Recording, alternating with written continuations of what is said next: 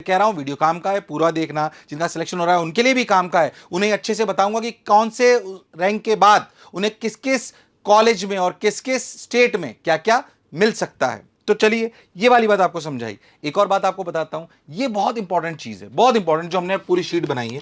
ये जो बच्चे मुझे देख रहे हैं उनके लिए काम किए जो इस बार हैं।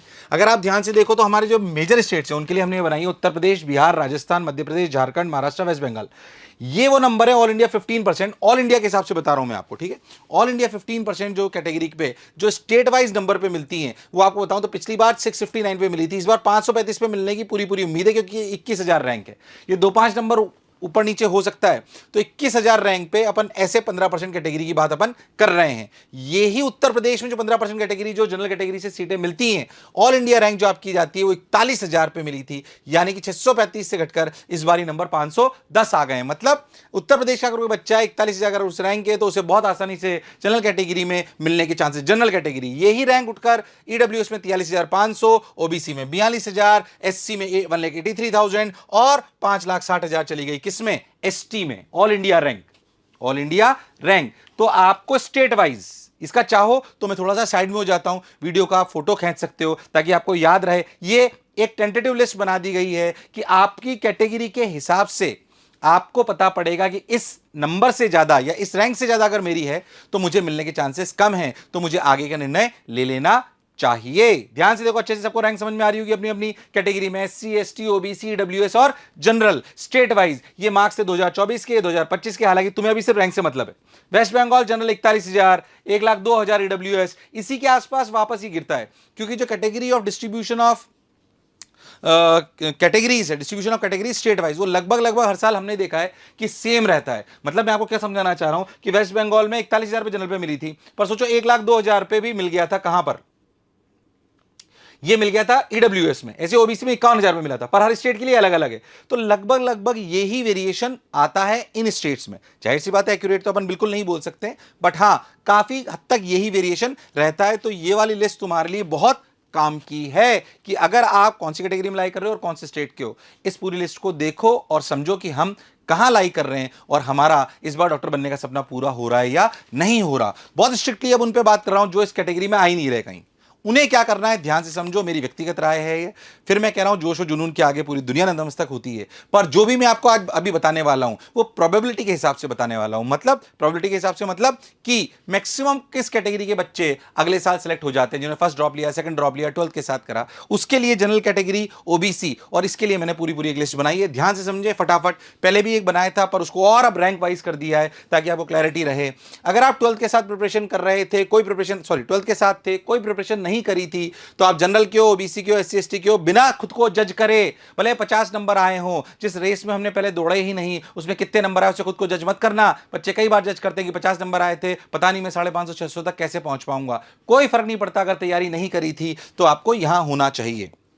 तैयारी करो। तो इस बार अभी मोशन में, अभी तो जब मैं वीडियो बना रहा हूं तो पूरा रिजल्ट हमारे को डिक्लेयर हुआ नहीं है। अगर आप हो सकता है वीडियो बाद में भी देख रहे हो, पर अभी तक जब मैं वीडियो बना रहा हूं मोशन की 6 रैंक टॉप 100 जनरल ओबीसी में आ चुकी हैं। टॉप 100 में 6 रैंक्स, और बहुत सारे बच्चे 1000 के अंडर में भी करीब 28 बच्चे देख के आ चुका हूं जो अंडर 1000 जो है दिखाई दे रहे हैं। अभी तो खैर रिजल्ट कंपाइल हो रहा है, तो शाम तक हमें और अच्छे से पता पड़ेगा। खैर, तो बहुत शानदार रिजल्ट आया। मैं मोशन का रिजल्ट गाने के लिए सिर्फ यहाँ पे नहीं आया हूँ। जाहिर सी बात है बहुत सारे बच्चे सेलेक्ट होते हैं, जो बच्चे सेलेक्ट होते हैं उनके लिए बहुत खुशी की बात है। उनके सभी अभिभावकजनों को सबको बहुत बहुत बधाई। खैर, आज मैं जनरल बात करने आया हूँ। अगर आप 12th के साथ हैं, विद प्रिपरेशन करी थी, प्रिपरेशन का मतलब ढंग से पढ़ाई करी थी। अगर आपने सिर्फ कोचिंग ज्वाइन कर ली थी, उसे प्रिपरेशन नहीं मैं मानता हूं, मैं ढंग से करी थी, और आप सिर्फ 12th के साथ थे, तो ड्रॉप लेने के चांसेस मेरे हिसाब से लेना चाहिए। पर उसके बावजूद भी अगर आपकी रैंक जनरल में 12 लाख के ऊपर चली गई, प्रिपरेशन तो करी थी 12th के साथ अच्छे से 11-12, फिर भी 12 लाख के ऊपर चली गई है, तो मैं कहना चाहता हूं मत करना। पर अगर आप एससी एसटी हैं तो कर लीजिए। ध्यान सुनना मेरी बात। 12th के साथ बहुत अच्छी प्रिपरेशन करी थी, 11-12 अच्छे ढंग से कोचिंग ज्वाइन करके, फिर भी सिलेक्शन नहीं हुआ, 12 लाख से ज्यादा रैंक आ रही है जनरल सीआरएल, तो एक बार विचार करना कि मुझे वाकई क्या ये मेरा डॉक्टर बनना कप ऑफ टी है, या भगवान ने मेरी सफलता के लिए कोई और रास्ता चुन रखा है।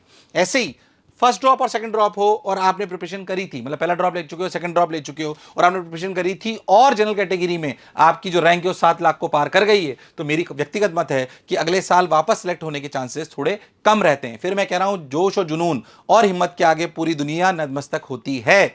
तो एक्सेप्शंस बहुत होते हैं, मैं उनके लिए बात कर रहा हूं, जो प्रोबेबिलिटी के हिसाब से आता है कि अमूमन किन के सिलेक्शंस होते हैं। ऐसे ही अगर आप SC ST है और 10 लाख से ज्यादा आपकी रैंक है, अगर आप फर्स्ट और सेकंड ड्रॉप ले चुके हो तो आप इसे छोड़ दीजिए। अगर आप फर्स्ट सेकंड या तीसरे ड्रॉप से भी ज्यादा ले चुके हो और आपकी रैंक 4 लाख से ज्यादा है, तो मैं खुद रिकमेंड करूंगा कि आप ड्रॉप मत लीजिए। ऑलरेडी आप अपने 2-3 साल निकाल चुके हैं, अब आपको इसकी जरूरत नहीं है। अगर SC ST से हैं तो 6 लाख से ज्यादा अगर आपकी रैंक है तो भी आप ड्रॉप लेने का प्रयास मत करिए।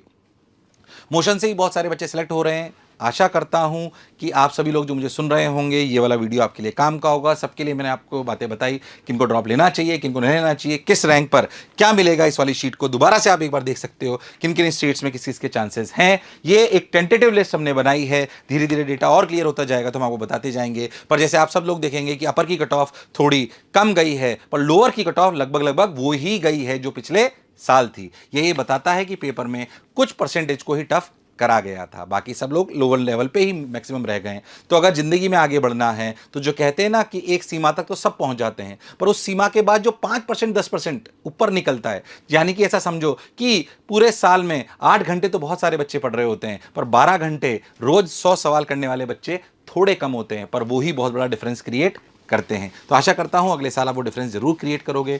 हम भी आपके साथ खड़े हैं पूरी शिद्दत के साथ। मोशन के बच्चे पूरी मेहनत के साथ रिजल्ट लाते हैं। हमारा ध्येय हमेशा सिर्फ टॉप रैंक नहीं रहता, मैक्सिमम बच्चे सिलेक्ट होने चाहिए। व्यक्तिगत रूप से मेरी भी सफलता का रास्ता मुझे नजर आता है। मुझे सुनने के लिए भी बहुत बहुत बहुत धन्यवाद। ऐसे ही प्रेम बनाए रखिए, यही हमारा ऊर्जा का स्रोत है। Thank you.